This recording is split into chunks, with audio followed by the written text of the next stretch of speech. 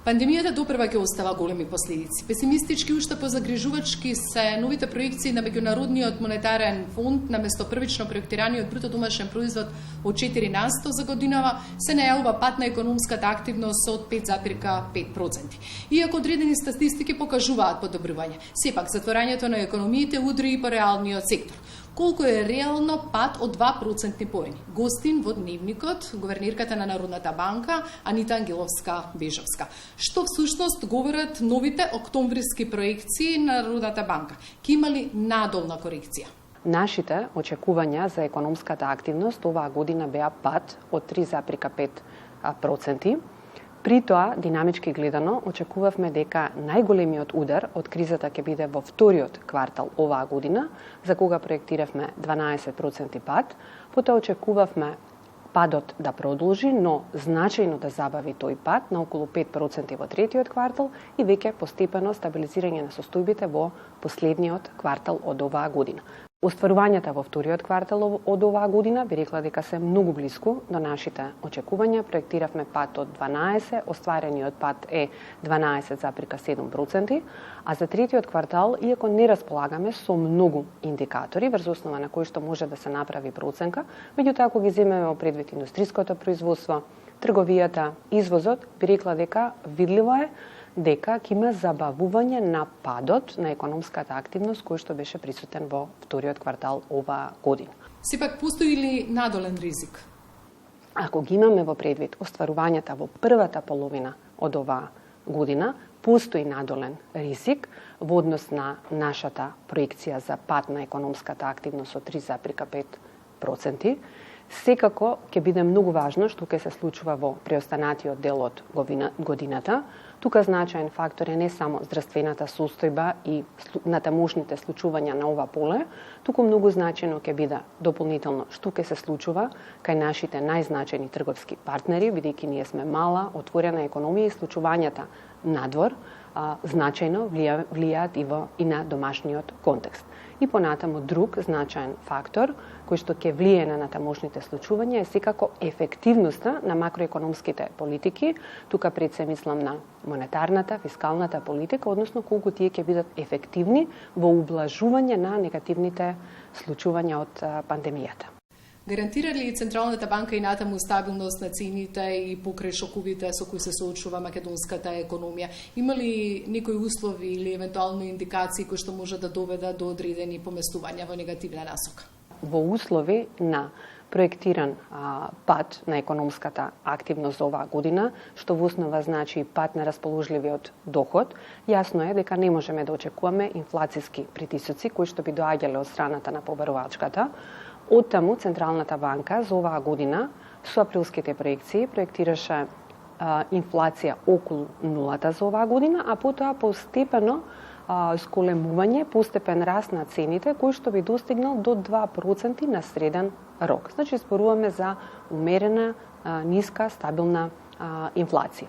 Ако ги погледнеме остварувањата за првите 8 месеци од оваа година, инфлацијата во просек е 0,8%, со позитивен придонес кај цените на храната, кои што во просек за овој период растат 2%, а при негативен придонес на цените на енергенсите во услови на голем пат на светските берзи на цените на енергенсите, особено на цените на нафтата.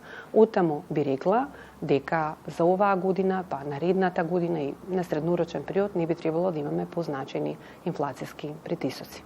Народната банка доби пристап до девизната ликвидност во евра на Европската централна банка.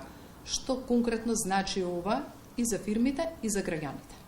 По оценката на фундаментите на нашата економија и по оценката на капацитетот на Централната банка ни беше обезбеден нов инструмент. Овој инструмент во основа значи пристап до девизна ликвидност, ликвидност во вредност од 400 милиони евра во период до средината на наредната година или може и подоцна, доколку тоа ни е потребно.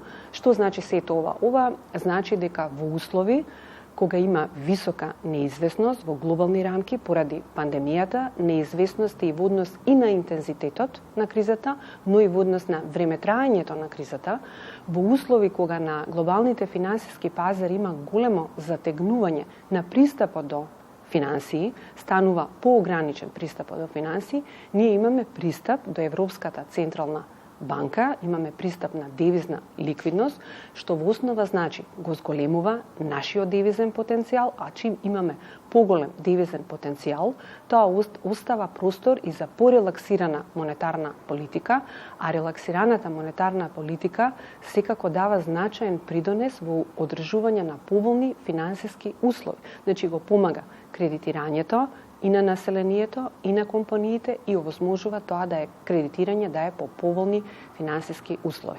И понатаму Централната банка останува на ставот за стабилност на домашната валута. Девизните резерви се одржуваат на високо, адекватно ниво кое што значи гаранција за стабилноста на девизниот курс.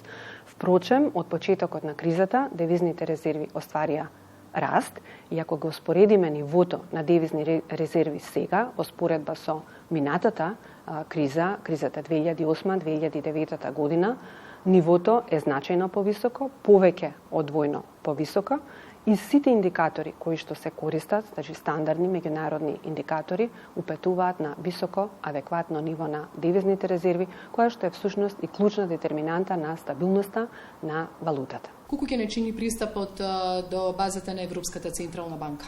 Ќе зависи од моментот кога се публикуваат тие средства. Во моментот ако ќе земеме во предвид тековните пазарни услови, средствата практично нема да плаќаме никаква цена, односно би се влечеле по нула каматна стапка. Со лавина реакција е проследено затворањето на Евростандард банка.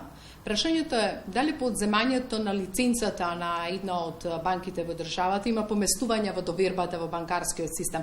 Каква е состојбата со депозитната база? Дали се очекува и поскапување на кредитите понатаму? Последно расположливите податоци со август упатуваат дека трендот на солиден депозитен раст продолжува, односно растот на депозитите е околу 7%, при тоа и на месечна и на годишна основа продолжуваат овие поволни трендови, раст се забележува и кај депозитите на корпоративниот сектор и кај депозитите на населението. Секако имајќи предвид дека депозитите се главниот извор за финансирање на кредитната поддршка, во текот на оваа година и покрај кризата продолжува, би рекла, солидната кредитна поддршка. Согласно последно расположливите податоци, кредитите остварија раст на годишна основа од 8,8%. При тоа можеби она што е и значајно да се потенцира е дека забележуваме поголемо фокусирање кон корпоративниот сектор оваа година. Се уште стапката на кредитна раст е повисока на населението, но се забележува умерено забрзување на стапката на кредитирање на корпоративниот сектор.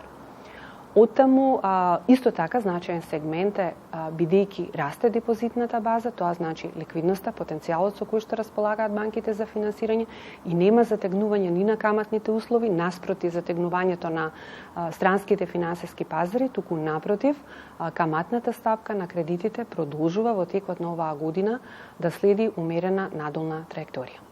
Ви благодарам што бевте гостин во Дневникот на Македонската телевизија. Ви благодарам за поканата.